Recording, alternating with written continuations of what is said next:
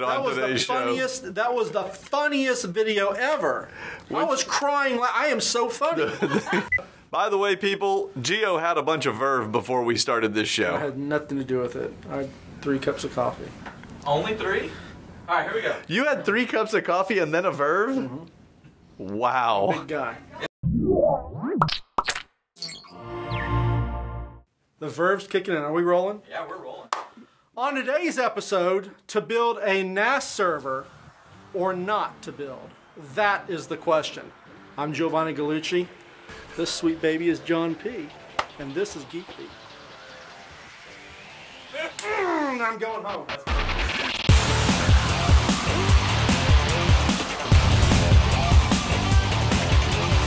Today's episode of Geek Beat is brought to you by Netflix. Thanks, Gio. Hey gang, a couple of days ago, Bob D sent in a really good question. So good, in fact, that I thought I'd turn the answer into an entire episode. Not because I think I've got all the answers, but because I know for a fact that some of you out there know a lot more than me about storage and media serving. So I'll take a swing at this one, and then both Bob and I would like to hear your thoughts. So here we go. Bob asked, I've decided to build my own NAS for a variety of reasons I won't bore you with. I want to build a server-grade system, something that can hold up to around 20 drives. I'd like the rig to be rack-mountable. I was thinking of going with some type of server rack and then some type of server chassis. For you, I suppose. Any suggestions? And during some back and forth emails, I got this clarification. One of the reasons I chose to go this route as opposed to the pre-built NAS devices was because I like the flexibility of Windows Home Server. I use Windows Media Server coupled to the HD Home Run Prime to capture my cable signal and record it to a disk. Staying in the Windows platform allows me to continue to do this. Well, Bob, you sound like the kind of guy who doesn't mind getting your hands dirty, and you know what I always say, hack it like you stole it. Actually, I've never said that before, but I think I'm going to make it. I'm going to make a t-shirt out of it and sell it for 25 bucks. Anyway, let me tell you what I would do if I was going to build my own storage server. I'm going to narrow it down to 2 options. So let's get started with option A, the most bang for the buck. What you could do is head over to Newegg and get a Norco RPC 4020 20-bay hot swappable chassis for 300 bucks. Then you're going to need a motherboard, CPU, RAM, network card, video card, and a whole host of other little gadgets. And when you're finished buying and piecing all those together, you better pray to the gods of lost data that you don't have any driver contentions or buggy firmware, because in fact, if you go this route, it's a crapshoot. And if we're talking about a storage server, personally, I wouldn't take that risk. On the other hand, there's a backup company called Backblaze, which has open sourced the development of its storage arrays they use, and over the years, they've gotten better and cheaper. If you do a search for open source Backblaze, you'll see a ton on it, including their recent design update to the Storage Pod 3. These designs are heavily vetted, and if you stick to their exact list, you can build something that you can be reasonably sure will work. Their pod can accommodate 45 drives for up to 180 gigabytes of storage in a 4U chassis. Now, there are companies that actually manufacture chassis to the Backblaze specs, like 45drives.com. So although I know you said you only need 20 disks, I honestly wouldn't build my own unless I was going the 45 drive Backblaze chassis route. And in that case, I wouldn't really build it. I'd buy it from 45 drives for about $5,000. Of course, the other thing about the Backblaze unit is that you'd need a full-size rack and probably 240 power for it, but hey, if you've got 5K for a chassis plus about 9K for drives to fill it, I'm gonna assume you've got a giant rack. So let's talk about option B, the safest bang for the buck. The problem with option A is you're investing a lot of money in a big-ass chassis backed by no one. If you're a big company with a bunch of them, that's okay. But if you only have one, you probably want it to be reliable. Also, if you don't need 45 drives, you're going to waste a lot of space and power supporting that unit. And that turns your storage into a headache, which personally is the last thing I want. So I have to ask, why go through any of that pain? QNAP makes a 3U chassis that holds 16 drives and starts at just over 4K. The TS1679U-RP comes with a dual-core i3 processor, 2 gig of RAM, and can be had with up to 4 10 gig E ports, plus 4 gig E ports. If you decide you need more space, they sell expansion chassis that can scale it all the way to over 400 freaking terabytes.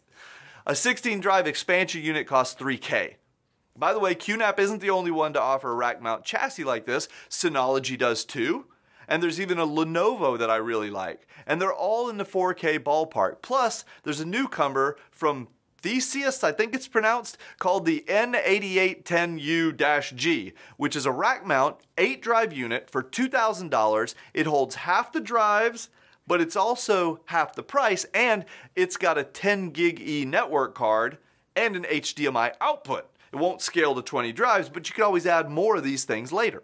Now, these aren't going to give you the density that a Backblaze unit does, but they will carry a good warranty, and there's going to be a major vendor backing your purchase with things like drivers and other updates for a long time. Oh, and they'll also fit in a smaller rack, like maybe a rolling rack, which I'll tell you about in a minute. By the way, I'm not just recommending these things to you, we're going through the exact same decision process. With our upcoming move to the new building, we'll have our own little data center, so we're about to step everything up a notch. Speaking of stepping things up a notch, if you don't yet have Netflix, you seriously need to go to netflix.com/GeekBeat and get a free month of service and step up your entertainment a notch. This is the time of the show when I tell you the latest stuff I've been watching, and then you tweet at me and tell me what to watch next. First of all, Scott Cublin in the office over there got me addicted to An Idiot Abroad. It's about this British guy who goes around to see the 7 wonders of the world the hard way. It's hilarious. Next up, I started watching House of Cards Season 2. Okay, I told you guys to prepare for Season 3 like a few episodes back. Sorry, it's only Season 2, but Kevin Spacey is still awesome. Plus, how do you know that I'm not really watching Season 3? I am John P. Finally, I watched a really bad movie called Cherry 2000 about a guy whose robotic love doll breaks. So he has to take a Mad Max style trek through the wastelands to try and get a part to revive her. And in the meantime, he finds good old-fashioned apocalyptic love. Where do you get this crap? So if you don't have Netflix, go to netflix.com/GeekBeat, get your free month, and binge on these shows until your eyeballs hurt. Now back to the episode. All this talk of shows, and I haven't even addressed the Windows Media Center stuff yet. Well, that's because I'm not going to. Frankly, I think it's a fine way of managing your media. So is running Plex, either on a server or on the NAS itself. And if you do that, you can then use a Roku or a smart TV like a Samsung to stream the media through the network. And yes, that is the way to go for this application. If you were to put one of these boxes, any of these boxes, next to a TV, it will be so loud and annoying, it will wreck your experience. They need to be buried somewhere out of the way, like in a closet.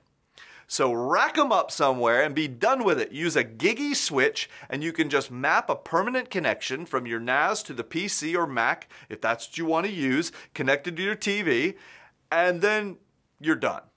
Okay, choosing your storage chassis is half of the equation, but once you do, you're going to need a rack to mount it in. And I'm not the world's expert at rack technology, but I'll show you the 3 different types of racks that we have.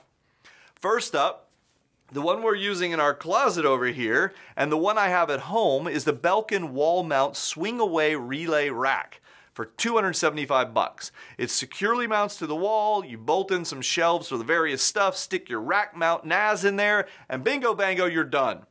By the way, if you're worried about heat in your closet, change the door on it to one of those that has louvers so there's some air circulation. It'll be fine. Next up, if you aren't needing a full 42U worth of rack space, I recommend this StarTech 22U mobile half rack. It'll run you a little over $750, and although our box arrived beat up, mostly the contents were okay, except for this one little latch that was broken. Anyway, somehow we never got it replaced, but it doesn't matter. Now, if you need the full 42U rack, well, I just purchased this Triplite unit over here, and we'll be deploying it soon in the new data center. Later on, when we get into installing all of the networking gear and the cabling throughout the building, I'll be happy to make some videos about everything we're doing if you guys are interested. But seriously, you need to tweet me to let me know, because if no one is interested, I'm not going to do it. Because A, it might bore you, and B, it's a lot of work, and I'm lazy. Okay, that's it for this episode. I want to send a huge thanks out to our patrons. Thank you to all of you for helping fund all of this. If you have specific topics you want me to tackle, just email me or tweet me, and I'll see what I can do. Oh, and if you have additional suggestions for Bob about building a 20-bay NAS server, drop us a comment. Let us know your creative solutions. Ciao.